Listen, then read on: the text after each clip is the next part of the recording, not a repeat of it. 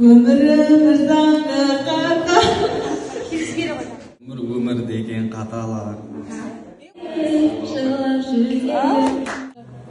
Жазира, жасы көлем өнек деген туған жерге дариға.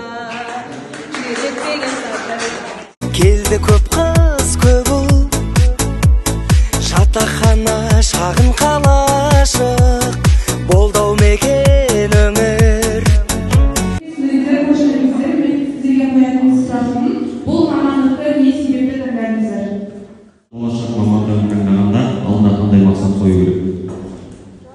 Жалпы адамның несі ғой, міндеті, өмірлік міндеті, мамандығы игеріп, өз саласында жақсы білім алу, жақсы білім беру басқаларға.